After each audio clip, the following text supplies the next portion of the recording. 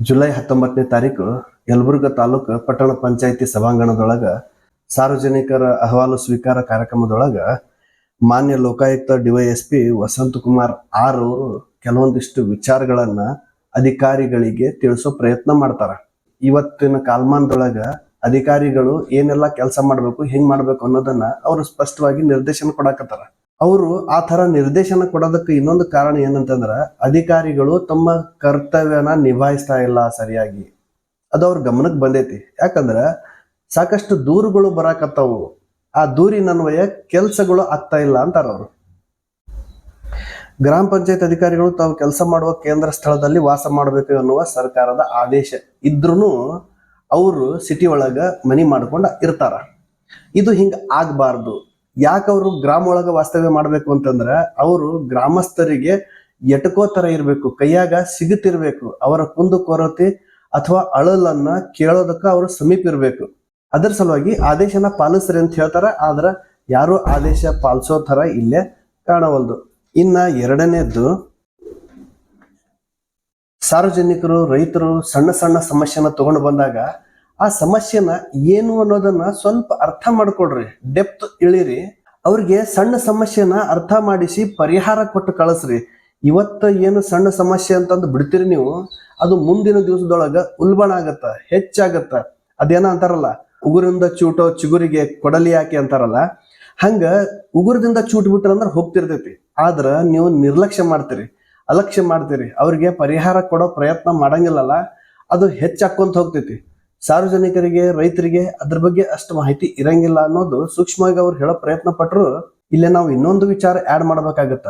ಪ್ರತಿಯೊಬ್ಬ ಸರ್ಕಾರಿ ಅಧಿಕಾರಿಗೆ ತನ್ನ ಕಾರ್ಯವ್ಯಾಪ್ತಿ ಅಂದ್ರೆ ತಂದೊಂದು ಬಾರ್ಡರ್ ಅಂತಾರಲ್ಲ, ಅದು ಫಿಕ್ಸ್ ಆಗಿರ್ತೈತಿ.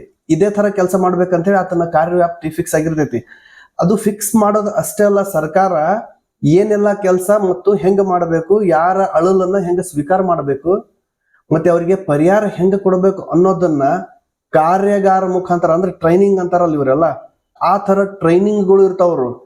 ಆದ್ರ ಅಧಿಕಾರಿಗಳು ಏನ್ ಮಾಡ್ತಾರಪ್ಪ ಅಂತಂದ್ರ, ಒಂದ್ ಸಾರಿ ನೌಕರಿಗೆ ಹೋಗಕಿನ ಮುಂಚೆಕ 1 ತಿಂಗಳ, 3 ತಿಂಗಳ, 6 ತಿಂಗಳ ಏನ್ ಟ್ರೈನಿಂಗ್ ಇರ್ತಲ್ಲ, ಆ ಟ್ರೈನಿಂಗ್ ಆದ್ಮೇಲೆ ಹೊಳ್ಳಿ ಅವ್ರ ಟ್ರೈನಿಂಗ್ ಕಡೆ ಲಕ್ಷ್ಯನೂ ಕೊಡಂಗಿಲ್ಲ. ಆಮೇಲೆ ಅವ್ರು ಏನ್ ಟ್ರೈನಿಂಗ್ ಎಷ್ಟು ತಗೊಂಡಿರ್ತಾರ ಅನ್ನೋದು ಅವ್ರಿಗೆ ಅರಿವಿರಂಗಿಲ್ಲ. ಅದನ್ನೆಲ್ಲ ಗಾಳಿಗೆ ತೂರಿ ಬಿಡ್ತಾರ. ಅಹವಾಲ್ ಬಂದಾಗ ಸ್ವೀಕರಿಸಾಕ ಅಂಜಾಡ್ತಾರ. ಇನ್ನು ಅವ್ರಿಗೆ ಪರಿಹಾರ ಅಂತೂ ಕೊಡಾಕ ಅವ್ರಿಗೆ ಆಗ್ತಿರಂಗಿಲ್ಲ. ಪ್ರತಿಯೊಬ್ಬ ಅಧಿಕಾರಿನೂ ತನಗೆ ತನ್ನ ವ್ಯಾಪ್ತಿನ ಮರೆತಿದ್ದರೆ ಅಥವಾ ಕಾನೂನುಗಳು ವ್ಯತ್ಯಾಸ ಆಗಿದ್ರೆ, ಬದಲಾವಣೆ ಆಗಿದ್ರೆ, ಅವರು ಮೇಲಧಿಕಾರಿಗಳಿಗೆ ಒಂದು ಅರ್ಜಿ ಕೂಡ ಬರೀಬಹುದು. ಇದರ ಬಗ್ಗೆ ನನಗೆ ಮಾಹಿತಿ ಇಲ್ಲ, ಇದಕ್ಕೊಂದು ಕಾರ್ಯಾಗಾರ ರೂಪಿಸ್ರಿ ಅಂತ ಹೇಳ್ಬೋದು. ಆಯಾವಾರು ಪ್ರಕರಣಗಳು ನೋಡ್ತಾರ, ಅರ್ಜಿಗಳು ನೋಡ್ತಾರ, ಯಾವ್ಯಾವ ವಿಲೆ ಆಗಿಲ್ಲ, ಯಾಕಾಗಿಲ್ಲ ಅನ್ನೋದು ನೋಡ್ಕೊಂಡು, ಯಾವ ಅಧಿಕಾರಿಗೆ ಏನು ಕೊಡಬೇಕು ಕಾರ್ಯಾಗಾರ ಒಳಗ ಅನ್ನೋದನ್ನ ನೋಡ್ಕೊಂಡು ಅದಕ್ಕೊಂದು ಬ್ಲೂ ಪ್ರಿಂಟ್ ರೆಡಿ ಮಾಡಿ ಅವರು ಮತ್ತೆ ಮೇಲ್ಮಟ್ಟದೊಳಗ ಅರ್ಜಿ ಪಾಸ್ ಮಾಡ್ತಾರ. ಅಂದ್ರೆ ಈ ತರ ಹಿಂಗ ಐತಿ, ಇದಕ್ಕೊಂದು ಕಾರ್ಯಾಗಾರ ಬೇಕು ಅಂತ ಹೇಳಿ. ತಳಾಧಿಕಾರಿಗಳು ಬರೀ ಕಾರ್ಯಾಗಾರದ ಮೇಲೆನೆ ಡಿಪೆಂಡ್ ಆಗ್ಬೇಕಂತ ಏನಿಲ್ಲ. ತಮಗ ತಿಳಿದೇ ಇರೋದು ಉನ್ನತ ಅಧಿಕಾರಿಗಳಿಗೆ ಕೇಳಿ ತಿಳ್ಕೊಬೇಕಾಗತ್ತ. ಆ ಕೇಳಬೇಕು ಮತ್ತು ತಿಳ್ಕೊಬೇಕು ಅನ್ನೋ ಮನಸ್ಥಿತಿ ಅವ್ರಿಗಿರ್ಬೇಕು. ಹೈಯರ್ ಅಥಾರಿಟಿ ಹೆಂಗ್ ಮಾತಾಡ್ಲಿ, ಅವ್ರು ಬೈದ್ ಬಿಟ್ರ ಅನ್ನೋ ಒಂದು ಬುಗುಲು ಹೆದರಿಕೆ ಇರ್ತೈತಿ.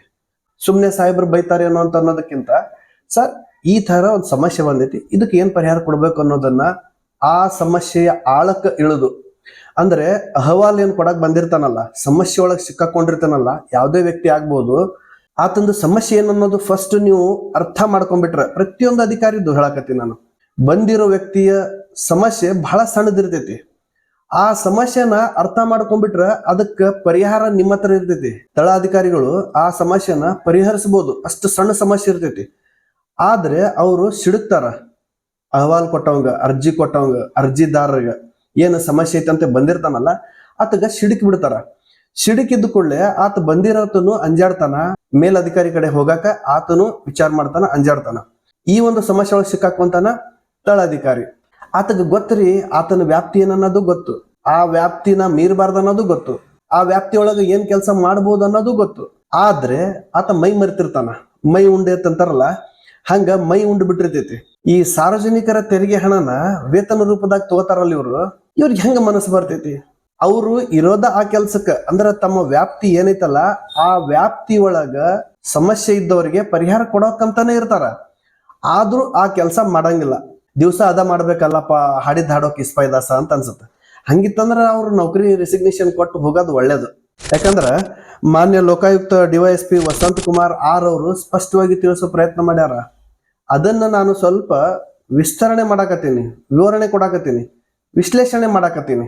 ಯಾವ ತಳ ಅಧಿಕಾರಿ ಒಬ್ಬ ಅಹವಾಲು ತಗೊಂಡು ಬಂದಿರೋ ವ್ಯಕ್ತಿಗೆ ಆತನ ಸಮಸ್ಯೆ ಏನಪ್ಪಾ ನಿನ್ ಸಮಸ್ಯೆ ಅಂತ ಕೇಳಿದಾಗ ಆತ ಏನು ಸಮಸ್ಯೆ ಹೇಳ್ತಾನಲ್ಲ, ಇರೋದು ಸಣ್ಣದಿರ್ತೈತಿ, ಆದ್ರೆ ಆತ ಉದ್ದ ಮಾಡಿ ಹೇಳ್ತಾನ.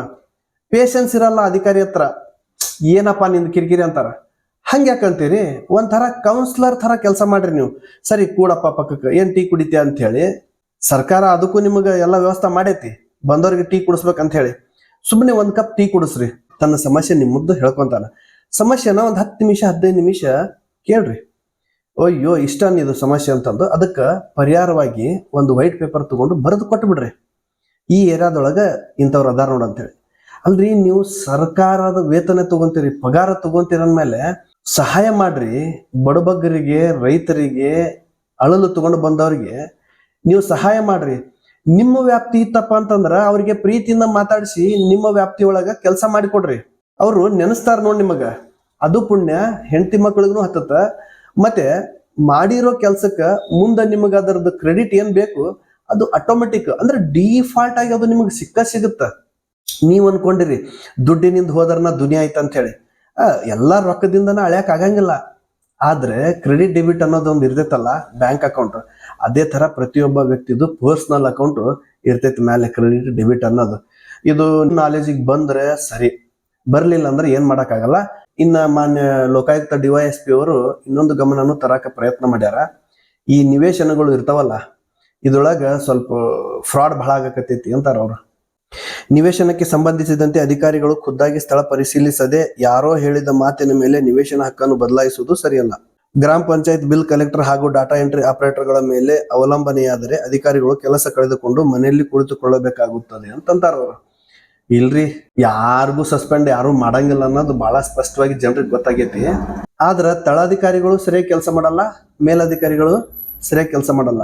ಯಾಕೆ ಮಾಡಲ್ಲ ಅಂತಂದ್ರ ಮೇಲಧಿಕಾರಿಗಳು ಜಾಣ್ಮೆ ಮೆರಿತಾರ, ಅವ್ರಿಗೆ ಸ್ಪಂದಿಸ್ಬೇಕನ್ನೋದಿರ್ತೈತಿ. ಆದ್ರೆ ನೇರವಾಗಿ ಫಲಾನುಭವಿಗಳಿಗೆ ಅಥವಾ ದೂರುದಾರರಿಗೆ ಅವರು ಸಿಗುತ್ತಿರಂಗಿಲ್ಲ. ಮಿಡಲ್ ಇವ್ರು ಇರ್ತಾರಲ್ಲ ತಳಾಧಿಕಾರಿಗಳು, ಇವ್ರನ್ನ ಮೀರಿ ದೂರುದಾರರು ಮುಂದೆ ಹೋಗಂಗಿಲ್ಲ. ಇನ್ನ ಮೇಲಧಿಕಾರಿಗಳು ತಳಾಧಿಕಾರಿ ವ್ಯಕ್ತಿನ ಸರಿಸಿ ತಾನು ಮುಂದೆ ಬರಲ್ಲ. ಏನಪ್ಪಾ ನಿನ್ ಸಮಸ್ಯೆ ಅಂತ ಕೇಳಕ್ ಬರಂಗಿಲ್ಲ. ಈ ಒಂದು ಗ್ಯಾಪ್ ಐತಲ್ಲ, ಇದ ಗ್ಯಾಪ್ ಎಲ್ಲರಿಗೂ ತ್ರಾಸ ಮಾಡಿಕೊಡುತ್ತ, ಸಮಸ್ಯೆ ಮಾಡಿ ಕೊಡ್ತೈತಿ. ಉದಾಹರಣೆಕ ಇಲ್ಲೇ ಬಾಜು ಬರಾಕತ್ತಾವ ನೋಡ್ರಿ. ಒಬ್ಬ ವ್ಯಕ್ತಿ ನಮ್ಮ ಹತ್ರ ಅಳಲು ತೋಡ್ಕೊಂಡ್ರು. ಸರ್ 3.5 ಎಕರೆ ನಂದೊಂದು ಲ್ಯಾಂಡ್ ಆಲ್ರೆಡಿ ಒಬ್ರು ನನಗೆ ಸೇಲ್ ಆಫ್ ಅಗ್ರಿಮೆಂಟ್ ಮಾಡಿ ಕೊಟ್ಟಿದ್ದಾರೆ. ಸೊ ಆ ಮಾಡಿಕೊಟ್ಟಿರೋ ಸೇಲ್ ಆಫ್ ಅಗ್ರಿಮೆಂಟ್ಗೆ ನಾನು ಸುಮಾರು ಸಾರಿ ಅವ್ರು ಕಾಲ್ ಮಾಡಿದೆ. ಆಯ್ತು, ಮಿಕ್ಕಿರೋ ಅಮೌಂಟ್ನ ನಾನು ಅರೇಂಜ್ ಮಾಡಿದ್ದೀನಿ, ನೀವು ಲ್ಯಾಂಡನ್ನು ಯಾವಾಗ ಬಿಡ್ತೀರಿ ಪೂರ್ತಿ ಅಂತ ಸಾಕಷ್ಟು ಸಾರಿ ಕೇಳಿದೆ. ಅವ್ರ ಊರಿಗೆ ಹೋದ್ರೆ ಅವ್ರಿಗೆ ಸಿಗ್ಲೇ ಇಲ್ಲ. ಫೋನ್ ಮಾಡಿದ್ರೆ ತೀರಾ ಇತ್ತೀಚೆಗೆ ಫೋನು ಕೂಡ ಪಿಕ್ ಮಾಡಲಿಲ್ಲ. ಸೊ ತಮ್ಮ ಹತ್ರ ಅಳಲು ತಗೊಂಡು ಬಂದಿದ್ದೀನಿ ಅಂತ ಅಂದ್ರು ಅವರು.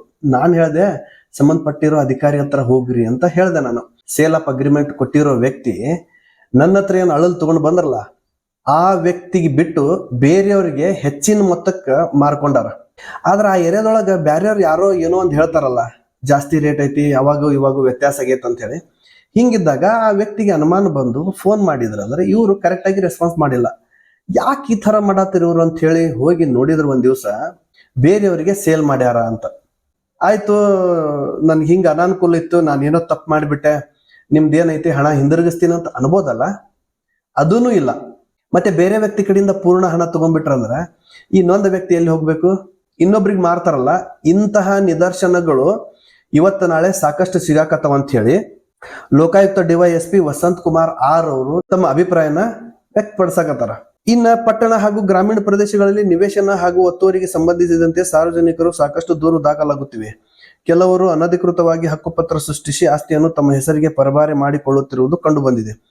ಈ ವಿಷಯದಲ್ಲಿ ಅಧಿಕಾರಿಗಳು ಎಚ್ಚರಿಕೆಯಿಂದ ಕಾರ್ಯನಿರ್ವಹಿಸಿ ಎಂದು ಲೋಕಾಯುಕ್ತ ಡಿವೈಎಸ್ಪಿ ವಸಂತ್ ಕುಮಾರ್ ಆರ್ ಸೂಚನೆ ಕೊಟ್ಟಾರ ಅಂತ ಹೇಳ್ತಾರ. ನಾನು ಆಗ್ಲೇ ಹೇಳಿದ್ನಲ್ಲ, ಆ ಪಾರ್ಟಿ ಹೆಸರು ಚೇಂಜ್ ಮಾಡಿ ಹೇಳ್ತೀನಿ, ಬ್ಲರ್ ಮಾಡಿ. ನಾನು ಆಸ್ ಪರ್ ಡಾಕ್ಯುಮೆಂಟ್ ರೇಣುಕವ್ವ, ಆದ್ರ ಬೇರೆಯವ್ರಿಗೆ ಸೇಲ್ ಮಾಡ್ಬೇಕಾದ್ರೆ ರೇಣುಕಮ್ಮ ಅಂತ ಹೇಳಿ ಸೇಲ್ ಮಾಡ್ಯಾರ. ಇಲ್ಲಿ ರೇಣುಕಮ್ಮ ಅನ್ನೋದು ಆಧಾರ್ ಕಾರ್ಡ್ ಒಳಗೈತಿ, ಮಿಕ್ಕಿರೋ ಅವ್ರ ಆಸ್ತಿ ಒಳಗ ಮತ್ತೆ ಎಲ್ಲಾ ಡಾಕ್ಯುಮೆಂಟ್ ಒಳಗೂ ರೇಣುಕವ್ವ ಅಂತ ಐತಿ. ಈ ರೇಣುಕವ್ವ ಅಂತ ಬಿಟ್ಟಾರ, ರೇಣುಕಮ್ಮ ಅಂತ ಹೇಳಿ ಇನ್ನೊಬ್ಬರಿಗೆ ಮಾರ್ಕೊಂಡಾರ. ಇವರು ರೇಣುಕವ್ವ ಅಂತ ಇದ್ದಿದ್ದು ಆಧಾರ್ ಕಾರ್ಡ್ನ ತಿದ್ದುಪಡಿ ಮಾಡಿ ರೇಣುಕಮ್ಮ ಮಾಡಿ ಸೇಲ್ ಮಾಡಿದ್ರು. ಏನ್ ಮಾಡಿದ್ರು, ಈ ತರ ಫ್ರಾಡ್ ಕೇಸ್ಗಳು ಆಗ್ಬಾರ್ದು ಅನ್ನೋ ಕಾರಣಕ್ಕೆ ನೀವು ಸ್ವಲ್ಪ ಪರಿಶೀಲನೆ ಮಾಡ್ರಿ, ಕ್ರಾಸ್ ಚೆಕ್ ಮಾಡ್ರಿ. ಇದನ್ನ ರೇಣುಕವ್ವ ಇದ್ದಿದ್ದು ರೇಣುಕಮ್ಮ ಮಾಡಿ ಇದು ಫ್ರಾಡ್ ಅಲ್ಲ, 420 ಕೇಸ್, ಇದು ಕ್ರಿಮಿನಲ್ ಆಗತ್ತ. ಸೊ ಆ ವ್ಯಕ್ತಿಗೆ ನಾವು ಅದನ್ನ ಹೇಳಿ ಕಳಿಸಿದ್ವಿ, ಇಲ್ಲ ಇದು ನಮ್ಮ ವ್ಯಾಪ್ತಿಗೆ ಬರಲ್ಲ, ನಾವು ಸಾಧ್ಯ ಆದ್ರೆ ಇದು ಜನರ ಮಧ್ಯೆ ಒಯ್ಬೋದು ಅಷ್ಟೇ. ಈ ತರ ಪ್ರಕರಣಗಳು ಇರ್ತಾವು, ನೀವು ಕೂಡ ಎಚ್ಚರಿಕೆ ಇರ್ರಿ ಅಂತಂದು ನಾವು ಸಾರ್ವಜನಿಕರಿಗೆ ಎಚ್ಚರಿಕೆ ಕೊಡೋ ಪ್ರಯತ್ನ ಮಾಡಬಹುದು. ಆದ್ರೆ ನಿಮಗ ಪರಿಹಾರ ನಮ್ಮ ವ್ಯಾಪ್ತಿಯೊಳಗೆ ಸಿಗಲ್ಲ ಅಂತ ಹೇಳಿದ್ವಿ ನಾವು. ಸರಿ ಸರ್, ನನ್ನಂಗ ಬೇರೆಯವ್ರು ಮೋಸ ಆಗ್ಬಾರ್ದು, ಇದು ನೀವು ಸಾರ್ವಜನಿಕರಿಗೆ ನೀವು ಮುಟ್ಟಿಸಬಹುದು ಅಂತಂದು ಆ ವ್ಯಕ್ತಿ ಕೆಲವೊಂದಿಷ್ಟು ಪೇಪರ್ಸ್ ಕೊಟ್ಟು ಹೋದ್ರು. ಈ ತರ ಅಧ್ವಾನಗಳು ಸರ್ಕಾರಿ ಕಚೇರಿ ಒಳಗ ಸ್ವಾಭಾವಿಕ ಮತ್ತೆ ಸಹಜವಾಗಿ ನೋಡಕ್ ಸಿಗ್ತಿರ್ತಾವ. ನಿಮ್ಮ ವ್ಯಾಪ್ತಿ ನಿಮಗೆ ಅರ್ಥ ಆಗ್ಲಿಲ್ಲ ಅಂದ್ರೆ ನಿಮ್ಮ ಮೇಲಧಿಕಾರಿಗಳಿಗೆ ನೀವು ಅರ್ಜಿ ಮುಖಾಂತರ ನನಗಿದ್ರ ಬಗ್ಗೆ ಗೊತ್ತಿಲ್ಲ, ಸ್ಪಷ್ಟತೆ ಕೊಡಿಸ್ರಿ, ಒಂದು ಕಾರ್ಯಾಗಾರ ರೂಪಿಸ್ರಿ ಅಂದ್ರೆ ಅವರು ರೂಪಿಸ್ತಾರ. ಫೋನ್ ಮುಖಾಂತರನು ಸಮಸ್ಯೆನ ಪರಿಹರಿಸಬಹುದು. ಆಗದೆ ಹೋದ್ರೆ ಕಾರ್ಯಾಗಾರ ರೂಪಿಸ್ತಾರ. ಅವಶ್ಯ ಬಿದ್ರೆ ಒಬ್ಬನೇ ಒಬ್ಬ ವ್ಯಕ್ತಿಗೂ ಕೂಡ ಕಾರ್ಯಾಗಾರ ರೂಪಿಸ್ಬೇಕಾಗತ್ತ. ಈ ತರದ್ದು ಕಾನೂನೊಳಗ ಅವಕಾಶ ಅದಾವ. ಯಾಕೆ ಅವಕಾಶ ಅದಾವ ಅಂದ್ರೆ ತುರ್ತು ಅನ್ನೋ ಪ್ರಶ್ನೆ ಬರ್ತೈತಿ ಇಲ್ಲಿ. ನೊಂದ ವ್ಯಕ್ತಿಗೆ ಅನ್ಯಾಯ ಆಗ್ಬಾರ್ದು. ಸಣ್ಣದ ಸಮಸ್ಯೆ ಇದ್ದಾಗ ಅವ್ರಿಗೆ ಪರಿಹಾರ ಕೊಟ್ರ ಮುಂದೆ ಅವ್ರು ಹೋಗ್ತಾರಲ್ಲ, ಅವರು ನೆನೆಸ್ತಾರ, ಇಂಥ ಒಬ್ಬ ವ್ಯಕ್ತಿ ಇದ್ದ, ತಳ ಅಧಿಕಾರಿ ಇದ್ದ, ಮೇಲಧಿಕಾರಿ ಇದ್ದ, ನಮ್ಮ ಸಮಸ್ಯೆ ಆತ ಕುಂತ ಕೇಳ್ದ, ಸಮಸ್ಯೆಗೆ ಪರಿಹಾರ ಕೊಟ್ಟ ಅಂತ ಹೇಳಿ ನೆಕ್ಸ್ಟ್ ಟೈಮ್ ಅವ್ರು ಸಿಕ್ಕಾಗ ನಮಸ್ಕಾರ ಸ್ವಾಮಿ ಅಂತ ಹೇಳಿ ಪ್ರೀತಿಯಿಂದ ಗೌರವದಿಂದ ನಮಸ್ಕಾರ ಮಾಡ್ತಾನ. ಆಮೇಲೆ ನೀವು ಅದು ಒಂದು ಸ್ವಲ್ಪ ಸುಲಿಗೆ ಐತಲ್ಲ, ಆ ಸುಲಿಗೆ ಮಾಡೋದ್ರಿಂದನೂ ಕೊಡ್ತಾನ, ಸಾರ್ವಜನಿಕ ಅಥವಾ ರೈತ ಅಥವಾ ಬಡವ ಕೊಡ್ತಾನ. ಆದ್ರ ಆ ವ್ಯಕ್ತಿ ಶಪಿಸ್ತಾನ ನಿಮಗ. ನೀವು ನಿಮ್ಮ ಸರ್ಕಾರಿ ನೌಕರಿನ ಸರಿಯಾಗಿ ಮಾಡಿಬಿಟ್ರಪ್ಪ ಅಂತಂದ್ರ ನಿಮಗೆ ಯಾರು ಒತ್ತಡ ತರಲ್ಲ, ಯಾರು ಏನು ಹೇಳಲ್ಲ, ಮಾನಸಿಕವಾಗಿ ನೀವು ನೆಮ್ಮದಿ ಹೊಂದುತ್ತೀರಿ. ಇದೇ ತರ ಬೇರೆ ಸಂಜೆ ಬರ್ತೀನಿ. ಅಲ್ಲಿವರೆಗೂ ಜೈ ಹಿಂದ್.